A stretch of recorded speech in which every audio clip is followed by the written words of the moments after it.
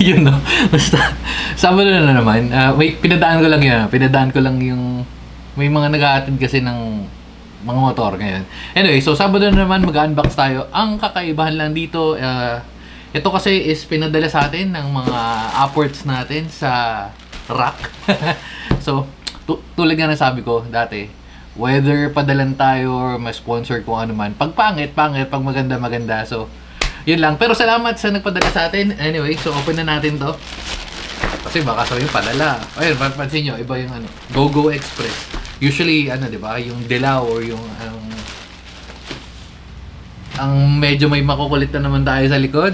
Eh, kasi gala din ngayon. Pero, ano nga title nito? Wait lang. Yung message kasi ako, hindi ko pwede sabihin yung pangalan kasi baka mamaya. Hindi ko naman sinasabi lahat. Pero kasi meron, yung ingay, off ko lang yung fan. Wait. Okay nga. So yun nga, sinasabi ko, hindi naman lahat. Pero kasi meron talagang iba makukulit eh. Lalo, may nakukuha rin naman ako ganung message. Yung parang hihiling ng buburawat lang ng keyboard.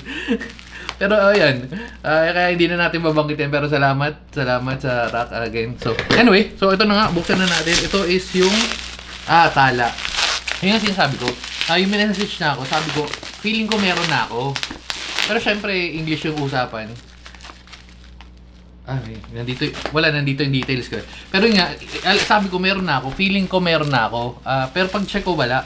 Kaya, yun. Kaya pinadala.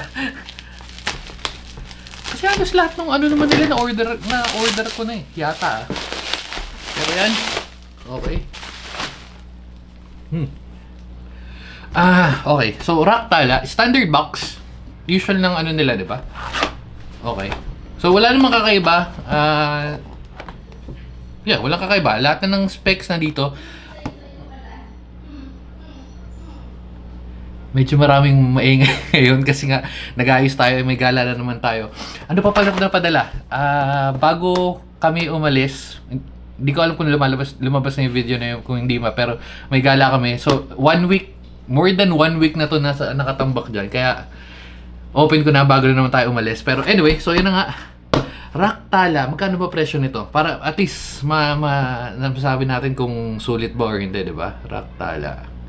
So, yung presyo niya naglalaro ng 2K. Gano'n sa 2K. Yan. So, depende na lang kung saan nyo bibilin. Pero yan, nasa 2K. Ito 2.5. Pira Plus pala to. Nasa 2K. For the price of 2K, wireless 81 keys. Yun ang medyo weird, no? Yung, hindi lang dito sa, sa keyboard na to. Sa rack. Yung pricing nila nung less than 70 or mga 65, mas mahal sa gantong keys versus dun, ewan ko, hindi ko alam eh, parang mas mahal, mas mura, parang yung gantong layout medyo mas mura eh. Kahit sa ibang brand, check nyo pa. So, ang parang mahal is yung, pinakamahal, syempre yung 98 or yung full keys, tapos yung, naglalaban yung 87 tapos tong 60% layout. Parang itong pinakamurang layout kasi ewan ko, siguro hindi masyado pinipili ng mga tao. Pero yan, so much for that. Dito tayo sa keyboard, syempre ma'am. Ito ganito na talaga. Yun yung mga manual na nakalagay na sa loob. Kasi baka kaya ba tinatapon-tapon na lang agad. Tapos syempre, nakatali na Parang sinadya na nilang itali. Dati kasi, nakatali nga ba? Hindi nakatali. Naipit lang. Naipit lang pala. So, yan. Standard na package. USB-C. Tapos yan. Yun lang kasama. At syempre, itong okay. Manual. May manual warranty. Warranty lang pala. Warranty. Hindi, warranty manual. Parang okay na nga yung ganito kasi yung iba hinihiwalay-hiwalay pa yung warranty tsaka manual, which is, well, okay naman. Kaso kadalasan tinatapon or di naman pinapansin yun, di ba? Pero ito. So may maghahanapan yung mga settings. Wala siyang toggle for Mac and Windows, pero malamang pwede naman yung parehas. Okay. FN escape to clear recording. Pero malamang FNA, FNS, yun yung kadalasan na settings. Pero, okay, so punta na tayo sa keyboard. Kaso ayaw niya magpasara eh.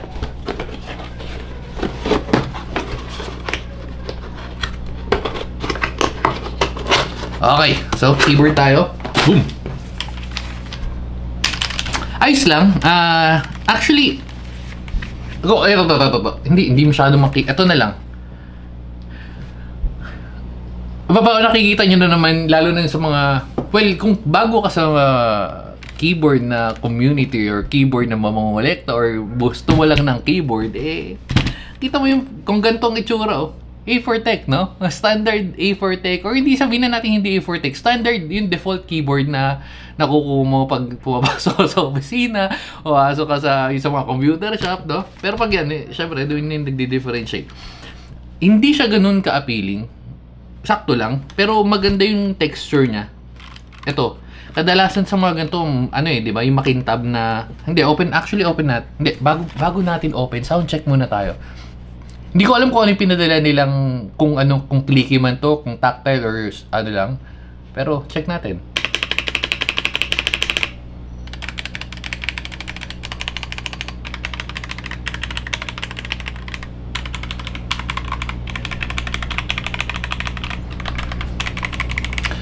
Linear pero medyo makunat. Ito, totong part na to. Ito, iba, okay. Siguro, kulang sa pindot. Ayan, tapos yung toggle niya, yung pindutan niya, okay lang ba? Pindot mo rin naman yan. As yan. Ngayon, kung i-compare ko siya sa ganitong layout kasi, yung gamit kong ngayon, or actually even before, yung pinakaunang kong nabiling keyboard na Faker, ganito yung layout niya. Ngayon, kung sanay ka sa full layout, and then ikakat mo into like 3/4 or, actually, yeah, 3/4, medyo maninibago ka ng onti kasi hanapin mo yung toggle. So, baka hindi para sa yung gantong layout, kunin mo yung 87 keys or basta nasa ganun, 87, 85. Pero kung okay lang naman sa iyo ng gantong, hindi okay yung tunog siya ng tunog, pero hindi, kung okay lang naman sa yung gantong layout, then all goods. Yan. Kaso nga lang, again, lagi ko nababanggit, ito medyo dikit to kasi nga siningitan ng delete kasi nga pwede naman dito yung mga gantong layout, iba kasi magkakadikit, apat na ganito, minsan dalawa lang, tapos sinisingit nila dito. Meron na tayo iba-ibang layout na ganun. Depende na lang sa trip nyo talaga. Pero kasi mas trip ko yung may space, extra space dito. Okay lang naman itong may delete kasi mas madali mong hanapin. Unlike, di ba? Kanya-kanyang preference talaga yun. Anyway, so yan. Yung switch, sakto lang. Pero open natin. Red. Red standard, Red standard ng RK di ba? Ay, sorry, ng rack. Hindi ko mabasa. Hindi ko mabasa eh. Pero nasa siya, same vibes ng Otemu, meron pang isang entry level na gantong switches eh. Parang ganun yung vibes niya. So okay lang. Tapos dahil nabuksan na natin siya, check natin yung loob. So yung napapansin nyo naman, plastic to. Hindi ko alam yung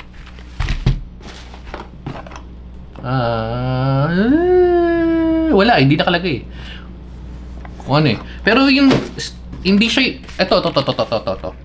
Kaya kulang yung tunog kasi una walang foam sa ilalim, which is pwede nyo naman i-mod. Tapos ito, tong gilid na to. Ay standard. Pero pag nalagyan ng foam to, okay, goods na yan. Pero syempre, extra effort tayo ng onte. Tapos 5 pins. Ayun, nakita nyo naman, 5 pins, north facing. Standard. For its price, actually swak na. Try mode ba to? Oh, try mode. Nasaan yung dongle? To. Try mode. Pwede na. Pwede. Hindi siya actually, hindi pwede na. Oh, well, pwede. Kasi, for the price of 2,000, hindi ko gusto talaga. hindi ko gusto yung, magpapawisan ako, nakakalinis lang natin. Hindi ko masyado gusto yung switch. For beginner, okay na siya. Hindi mo mapapansin. Pero kung medyo marami ka ng keyboard na kinakalaka, kinakalakal, ramdam mo, medyo yung linear niya, kasi nga entry, budget ano to budget switch to. So, pagpapalit ka na lang ng switch, napakaraming switch sa pagpipilian, pero either, para sa akin, either Gateron or yung Acom pinapilian ko for now. Meron iba medyo may yung mga high-end switches, parang, hindi ko masyado parang hindi masyado sulit para sa akin yun, kasi halos nabibigay na so ibang usapan na yun pero lumalayo na tayo. Pero again, ang switch lang naman yung para sa akin na napapalitan dito, at kung gusto mo na mas magandang tunog, actually pag nagpalit ka na ng switch na to, yung sinabi ko nga, feeling ko okay na. Pwede naman natin i-try sa gagawa tayo ng separate video. Comment nyo lang kung gusto yung trip nyo. Marami tayong extra switches dyan sa likod. Pero yun na, switches lang naman yung parang pinaka hindi naman issue. Siguro yung papalitan ko dito sa keyboard na to. Other than that, okay na ako. Syempre, testing natin. Oops. Okay. Nasa na dito na natin testing. Oops, focus muna natin. Baka kasi may mag-message na naman. Okay. Oops. Wait, sorry. Malipin dot. So, yan. Tabingi. Okay. Typing test natin. So, yung mga gantong keyboard, keyboard yung switch, dahil nga medyo makunat siya. Medyo mahirap siya pindutin. Pero, all good, so okay lang. Ay, sorry, hindi pa pala natin napunta kasi tayo kung saan-saan. So, eto na-check na natin yung sound test. Ayan, yung port niya, nandito sa ilalim. May nag-explain na, may active tayo nagko-comment. Si Axel, parang ganun yung pangalan niya. Sorry, nakalimutan ko, pero ilalagay ko dyan. Ang may nasabi siya, may na-comment siya, and then research ko na rin naman. Legit naman, yung mga ganito, yan. Hindi siya ganun kalalim, yan, like nung iba. Yan, parang support na rin daw. Yan. Pero, hindi ko masyado trip yung ganito. Gusto ko yung mas daling i-access. Pero again, kanya-kanyang design, kanya-kanyang layout. Pero kung trip mo yan. So, nasa gitna, gilid, wala. Wala. Standard na lang standard na keyboard. Again, for the price of 1,999 or 2,000. Ito maganda to. Kasi nakatago. At hindi magnet ba? Wala, hindi magnet. Disuksok lang. So, pag tanggal kabit ka, medyo possible na lumuwag. Pero okay lang. Yan. So, malamang tatanggalin mo lang. Saka may, na siya, may label na siya, yung plus, yung Pira ba, or hindi ko matandaan kung meron, pero yan. Okay. So, sa ilalim, standard na double layer na pang-angat. Okay. And then, tala. On-off. Itong on-off, medyo luma ng onte yung design, pero all goods lang naman. Sana, at least dito na lang. Madali kasi buksan no? Pag nandito, unlike dito, kanya-kanyang preference. Small, lang naman, small things. Pero yan. Okay na. Okay lang naman dito, pero mas preferred ko dito. Tsaka to, saan na nilagay nila dito banda, or dito, yung mas madaling i-access. Ito rin, pwede mo ilagay dito, no? Sa bagay, kanyang design yun. Pag tayo nag-design ng keyboard, Anyway, so yan. So, testing na natin. Masyado tayong maraming alam. Masyadong maraming sinasabi. Okay. Typing test. Oops. Medyo nakangat. Yan. And feeling ko, feeling ko maganda yung, kita no? Kita ayun no? Okay, game. Ayaw mo.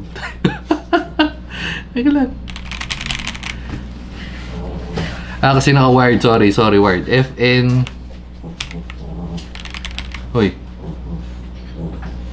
FN wired. Hindi. Dapat off natin pag gaganto. Yan. Game. Ayaw. Wala rin kasi indicator kung naka-on or naka-off Oops. Pero nakita niyo yung ilaw. Ito yung pala yung ilaw. Okay, so off natin. Okay.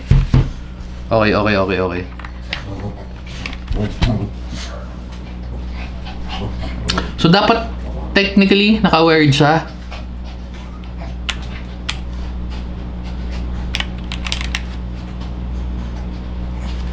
Okay, yan. Feeling ko hindi ko lang napindot kanina, pero okay na yan. All goods, all goods. So, game na... Uy, mag-start. Teka lang, time first. Time first, ulit tayo. Ulit. Ayan, game. Kita naman, ano? Game. Okay, may kakagatan sa likod ko, pero game.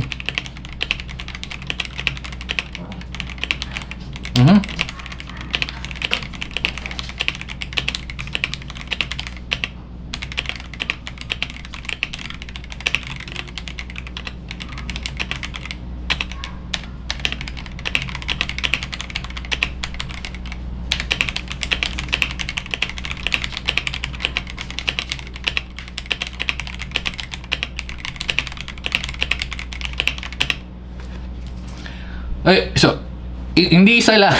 Hindi ko isisisi lahat sa keyboard. Medyo may...